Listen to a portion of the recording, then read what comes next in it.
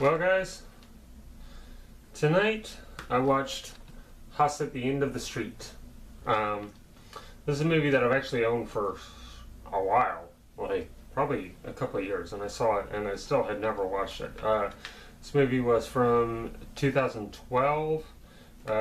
Stars Elizabeth Shue, Jennifer Lawrence, Max Thoreau, and I remember seeing the trailer for this in front of something that we went to go watch because I had already moved. I was already living down here when this was coming out, and I don't remember what we went to go see, but we saw the trailer for it in front of it, and I remember thinking, wow, that actually looks really good. Wow, that's going to be awesome. I was already a fan of Jennifer Lawrence at the time. She hadn't quite blown up as much as she is now. It's really surprising even what a 4-year difference can do in her career in particular. But I already knew who she was. I was already a fan, and I remember I was like, okay, that looks really good. I'm kind of excited for that.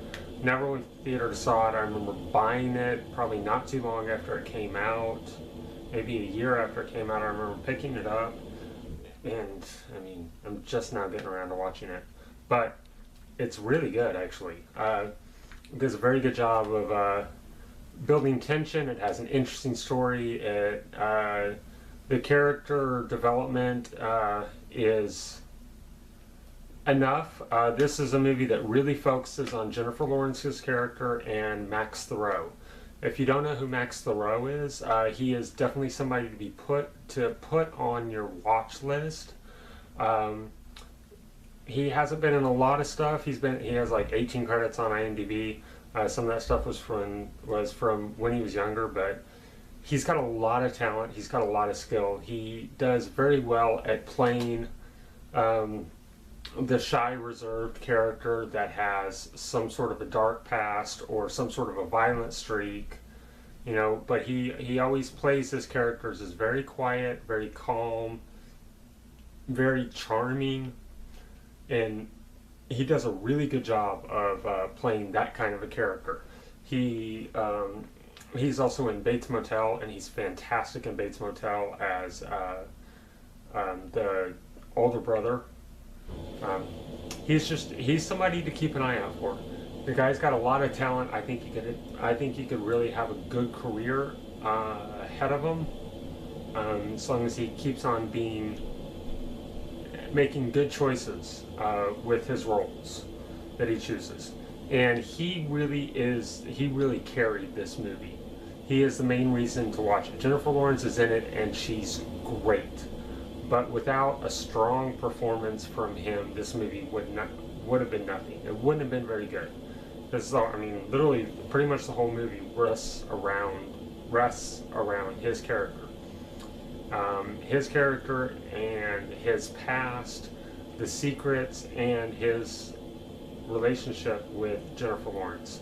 And that's one of the reasons why it worked. They had really good chemistry. Of course, Jennifer Lawrence is fantastic.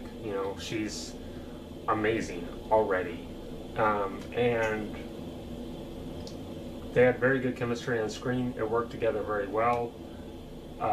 They did a very good job of kind of keeping the secret and only giving you little bits at a time throughout the movie.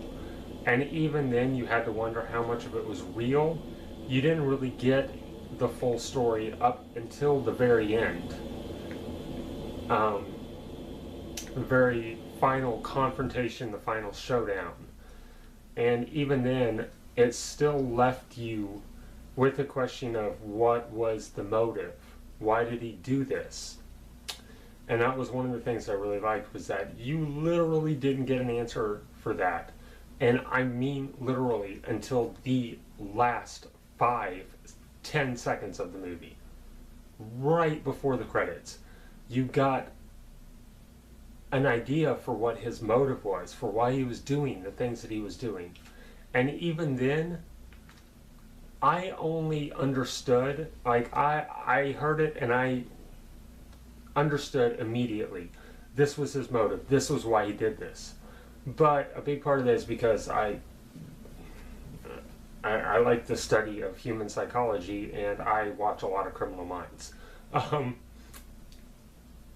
it's something that might pass a lot of people by, but if you did get it, it really adds a different depth and intrigue to his character and his motives. Makes it very, very interesting. Honestly, this whole movie is like literally could have been a two-part episode of Criminal Minds.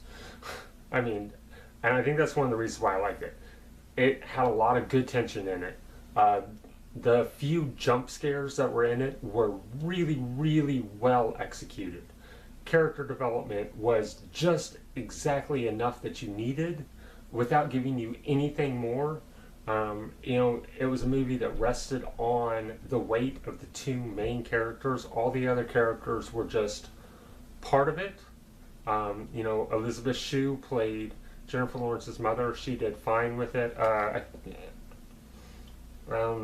Gil Bellows plays the sheriff, or the police cat sheriff, and he does a very good job. He has some backstory. He has enough that you're intrigued by his character's motives and his reasonings behind what he's doing.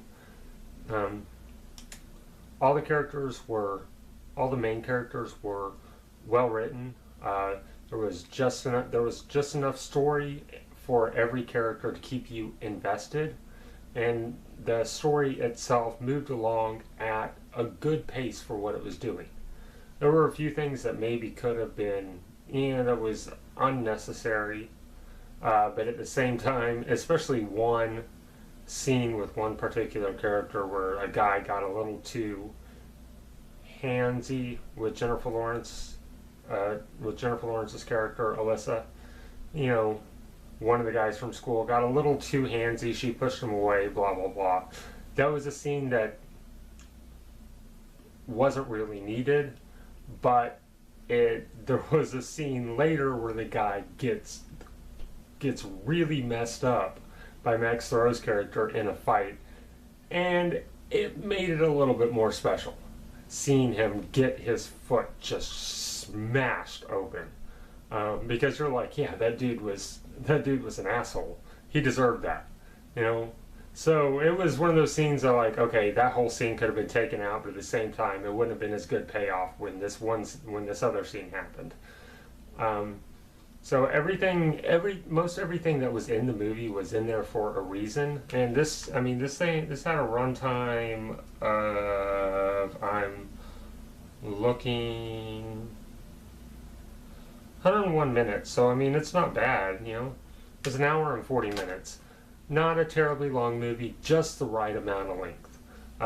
Highly recommend this one. I really liked it. Everything was really good. The music was great. The cinematography was really cool. It says that it was filmed in Panavision, but it was actually filmed almost in more of like a stage 2 cinescope type thing. It looked a lot of it looked rough. It looked a little bit old-fashioned, not old-fashioned like 50s old-fashioned like 80s old-fashioned. It almost had kind of a VHS feel to it, kind of an old school 80s slasher type look to the movie, but very much modern. So it was a nice blend of some different kinds of genres, and I think it really worked. It's honestly probably my favorite movie that I've watched so far in this review series. Not the best, but probably my favorite. Probably the one that I enjoyed the most. I had a really good time watching this, so highly recommend it. That's all for now, and I'll catch you next time.